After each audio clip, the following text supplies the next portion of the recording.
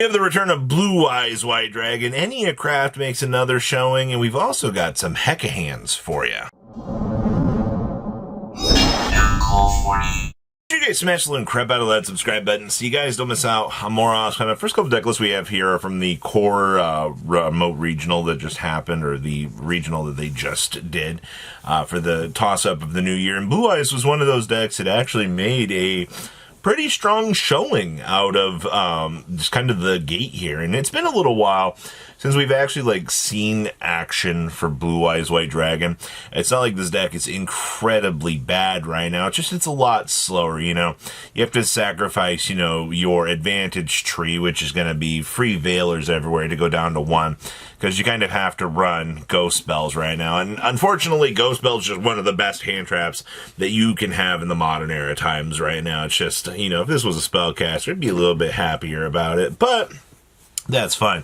I do see one of the tankier options that we are playing down here is we are actually playing the Goliath, and making it so that neither player can successful summon from their extra deck except for Morphage monsters is still a incredibly hilarious thing. Basically, this is going to be one of your spheres targets that you'll be able to toggle into, and it actually is meant to really, really, really ruin your opponent's day based on, their performance. I mean, obviously bouncing back their key normal summon, bringing out a Goliath, is a 0/0 is going to force your opponent to make an even worse commitment to clean up, to try to deal with these problems. So there are reasons why you choose to play some of the cards that you do choose to play. I mean, obviously this into the Kawaki Maradrago is also going to achieve you some results. So your takeaway here, Blue Eyes is still a semi-relevant deck right now. It just kind of depends on how the meta itself is going to play around with this, but I think that this was pretty much a good call. And also, if you can win infinite dice rolls with this deck, you're just going to feel very, very good about it all day long. Next up is Enneacraft. I don't know why people are just super horrified suddenly that Enneacraft is doing good, because the TCG, I read so many comments from people were dogpiling on this deck when it first initially came out. Oh, it's so garbage, anybody that plays is just terrible at the game. And all of a sudden, I'm seeing this realization as this deck's getting more and more tops. People are just like, I can't believe this, it's supposed to be bad. Why are you guys letting Enneacraft win? And it's just come on, guys, we understand why, because a Tori Mar does a flip face down, and then those monsters are not going anywhere. This is literally probably one of the most broken cards within the deck. Doing a 3 flip face down, your opponent can't do anything with those monsters. Yeah, that's problematic, even if you don't like it. We're also going with 2 Soul Luna. Soul Luna is kind of a coin flip in this deck. Sometimes you want 3 of it, sometimes you want 2 of it. I do think that 2 of it is just fine. I do also see that we are going pretty interestingly well here on hand traps. I mean, obviously, Fu is going to be your draw more Enneacraft cards, be happy about it. But we're also having Nibiru, be a little cluster bomb to kind of help us clean things up. And we are also playing the Spirit of the Fall Wind. I mean, you may as well play the Stratos in the deck, right? I understand that, hello, we have no extra deck. There's not really much of a reason to consider playing that. Though I might have considered Extrav, but, Reverth is just going to be that for you anyway, and it gives you the ability to, trigger up a foot monster during the opponent's turn. So maybe you don't initially need all of that gas, but that's pretty good. Also, side decking the Destructive Daruma cannon. Daruma is pretty stupid in this deck. Usually if a Destructive is going off, you're probably winning the game. We also had a Mitsurugi pile come out of the regional, and one of the most interesting things to kind of take note of was some of their choices down here in the extra deck, mainly being ye old the Rhapsody and Berserk. Now, you might not know that this card exists, and I don't blame you for that, because he only shows up in what we would consider would be some of the worst case scenarios, because he's detached 1 to target a card in your opponent's graveyard and banish that card. Actually, that's pretty decent.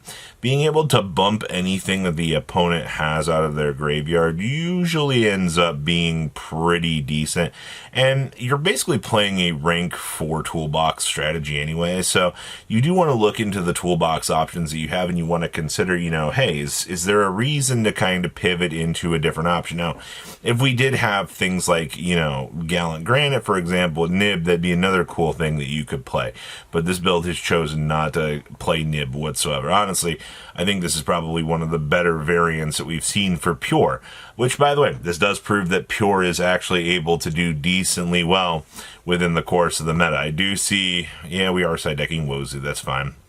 We're also dedicating some slots to Super Poly.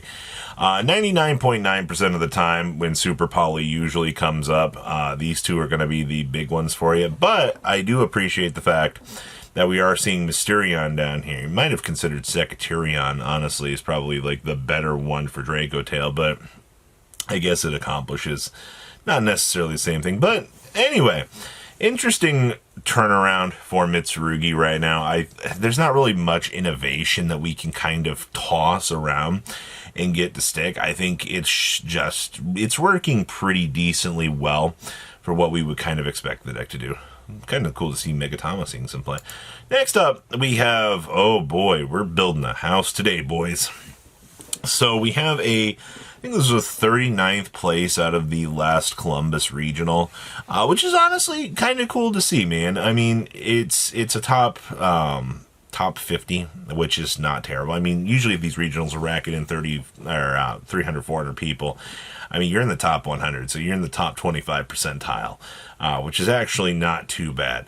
I do see we are playing Zalborg. I mean, it's a free deploy, free pop, which is kind of why this card is even getting a chance to see play anymore. Same thing with Kaias. Like, both of these cards actually just end up being pretty good tools, but your whole deck's game plan is just you're deploying domain and your domain expansioning all over your opponent. If your opponent, you know, somehow manages to break apart domain, well, I mean, your deck kind of flops. That's a sad reality of being a Monarch main in the current era. It's just, you know, your deck seems, you know, fair and great until you start building houses. It's also kind of cool to see now Foolish Burial has a little bit of a place within the deck just to kind of consider the little extra tools. And also, you know, we can kind of cut back on some of the fat. The Squires, I think, are one of the worst parts about this deck, even though, you know, they generate the free bodies and things like that. Trust me, triple Adea and triple Eidos were some of the worst experiences I've ever had playing this deck. And also rolling through the triple Monarch Storm Forth looks pretty good. Also, your side deck being able to do triple spell card soul exchange, and even having Grand Turd here as well as a giant option for the deck seems pretty good. I don't think I would change anything in Monarchs, honestly. You've already got access to the Majesty's Fiend. I guess maybe you could, if you wanted a Vanity's Fiend for, like, in the side deck, but, like, I think you've got most of your options that you want to be seeing for this, so you just be hurting your consistency, I feel like. Next up here, we have a Hecahands Mitsurugi variant. Now, I'm just going to tell you straight up, yes, usually anything that can support Mitsurugi is going to do pretty decently well. Alright, that tends to be a lot of the trends that we see. And you've also got in-house searchers right here. Also, the cool thing is, you know, the apprentice can kind of filter through some of these. Maybe you got prayers that's dead on the opening hand. Can't imagine that's going to happen all that much, but I mean, it can happen. The Apprentice does allow you to kind of pivot into some weird situations to kind of start. And it's also like this stuff doesn't need like a core normal summon. It's just little extensions they're able to do. So Manju being able to basically pivot into Habagiri to start up full Mitsurugi combo and then kind of pivot around where you need to go from there actually is going to be very, very good. And also, you know, forcing the opponent to discard a card could put a monster in the graveyard for you to go steal and start setting up Jaza. So there are points to this combo does look good. It just, you're going to see the illusion of, wow, 3 trap cards, like that doesn't seem necessarily all that great. And I get that, all right? I do. It does feel a lot like maybe there is some unnecessary fat in here, but I think that this deck, I think you have to play this. Like, You know, same thing here with the hidden Hecahands at 2. As much as I want to play 3 of it, I just don't think you can support it because the Mitsurugi package is going to take up, you know, most of your priority. So what do you guys think about some very interesting stuff here? Please leave a comment down below. Tell me what you guys think. See your beautiful faces back here in day, guys. Patrons, thank you.